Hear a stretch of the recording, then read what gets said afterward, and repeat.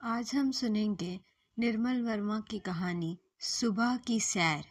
वे घड़ी उठाते हैं, सीढ़ियाँ दाएं पैर से उतरना शुरू करते हैं। उनका यह विश्वास है कि दिन दाएं पैर पर उठाया जाए तो वे किसी विपत्ति में नहीं गिर सकते।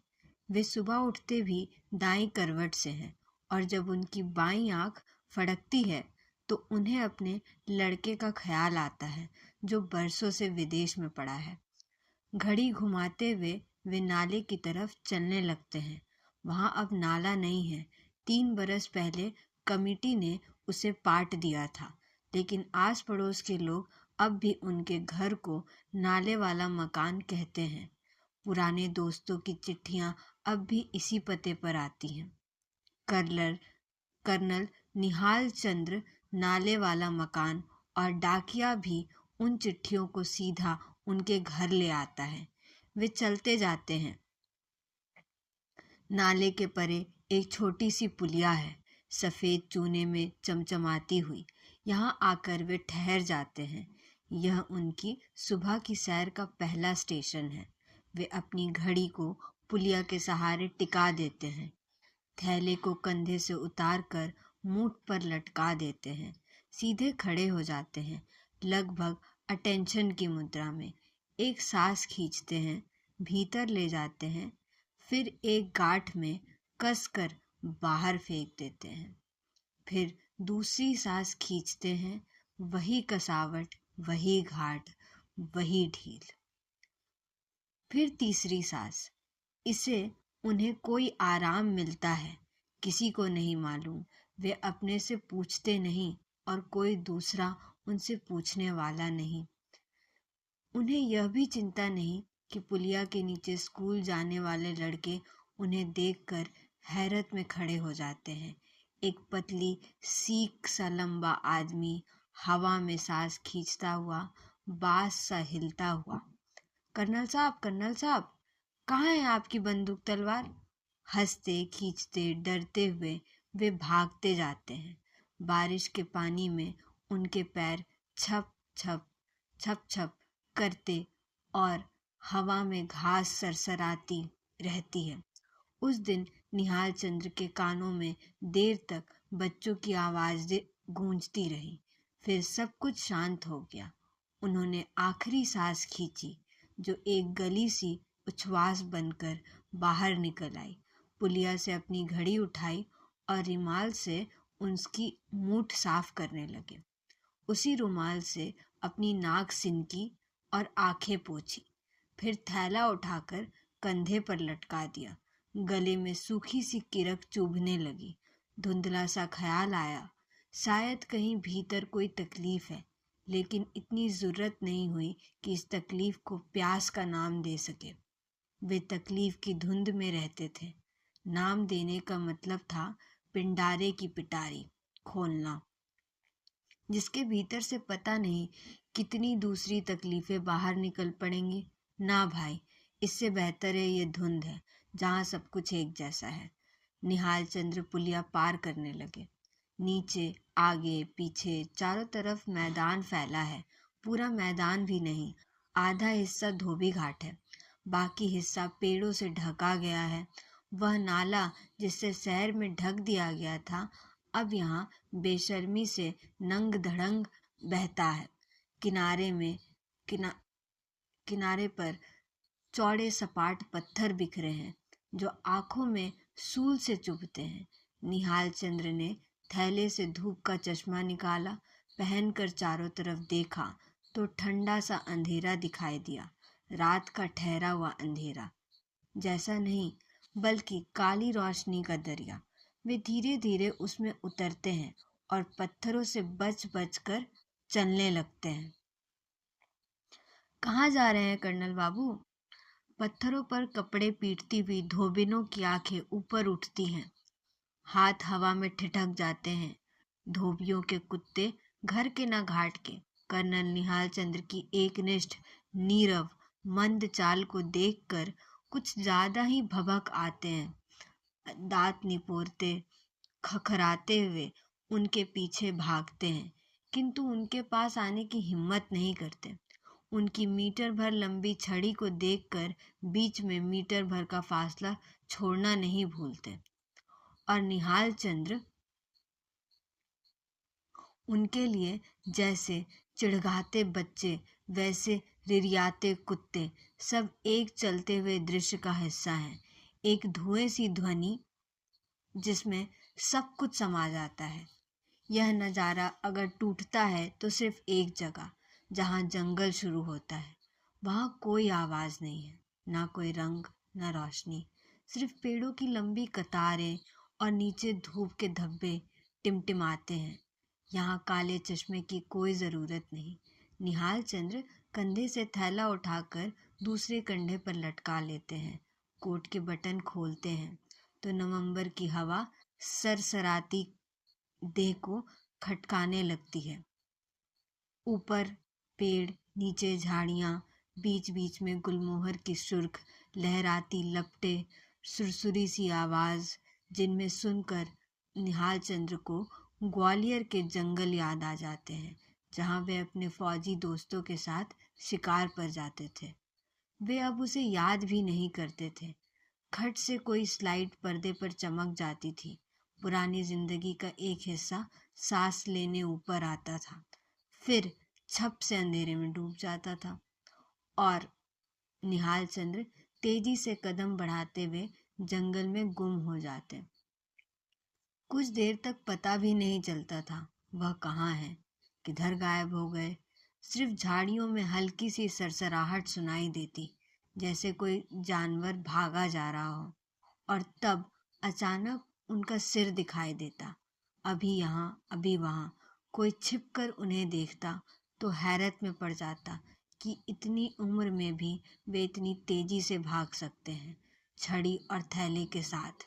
किंतु निहाल चंद्र के लिए यह मामूली सी कसरत होती, महज कसरत नहीं, एक तरह का ध्यान।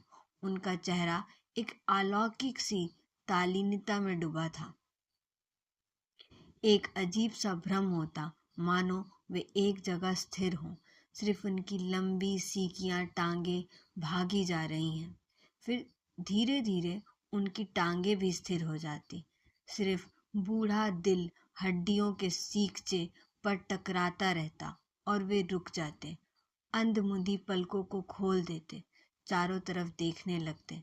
सामने हवा महल दिखाई देता, पीले पत्थरों का मुगलिया मॉन्यूमेंट, नवंबर की मंद धूप में सुलगता हुआ।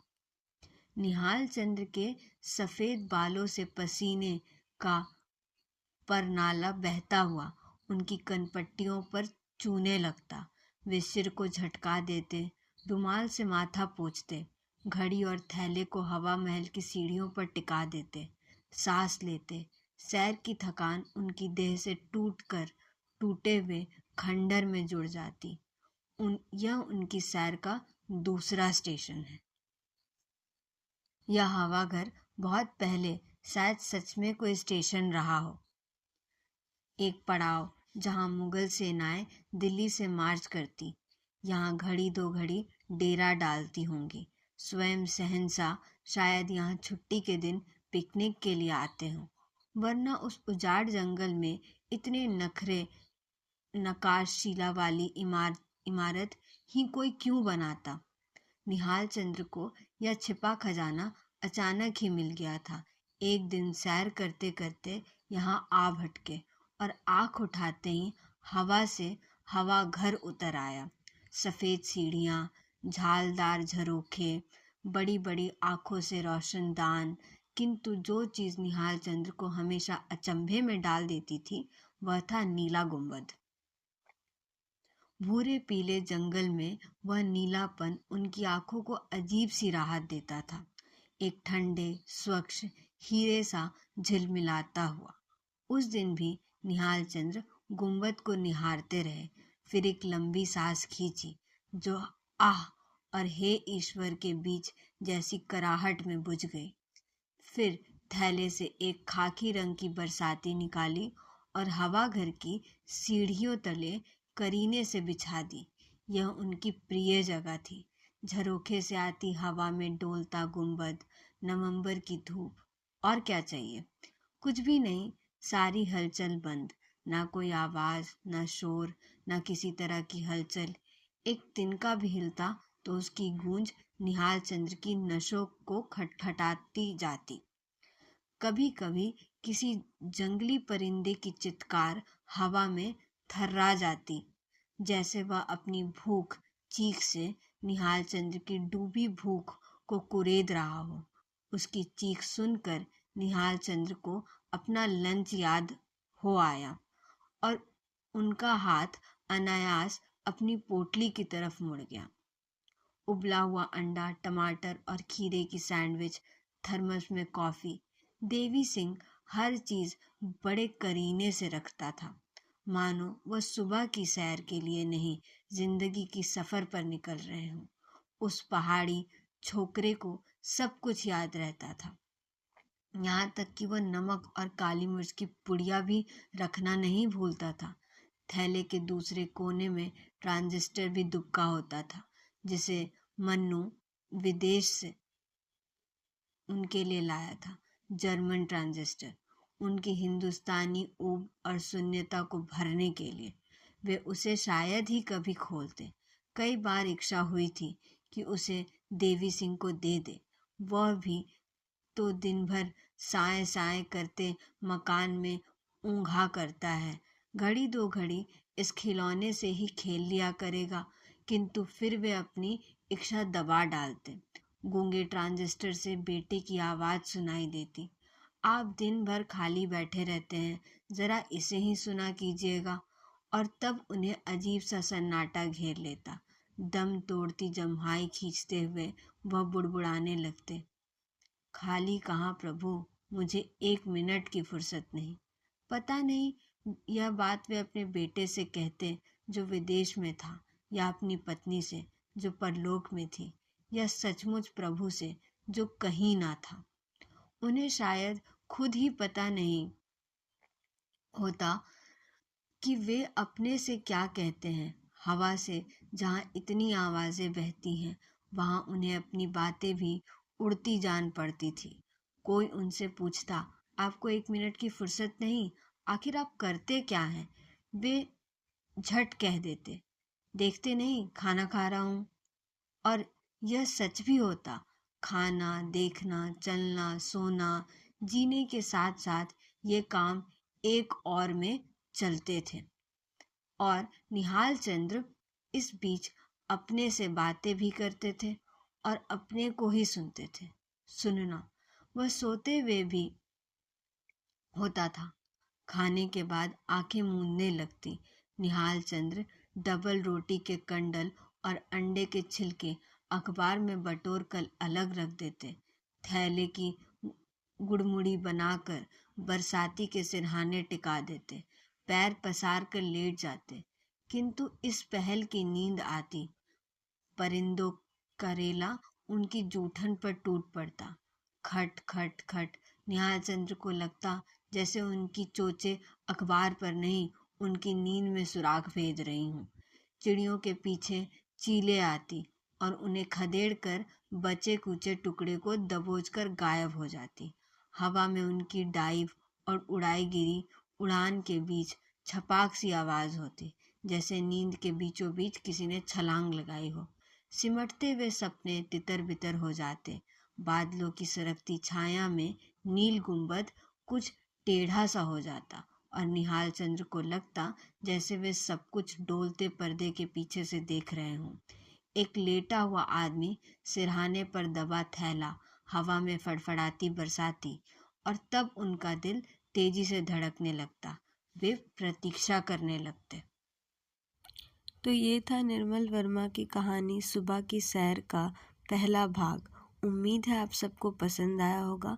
हम जल्द ही इस कहानी के दूसरी और आखिरी भाग के सहित आपके सामने आएंगे।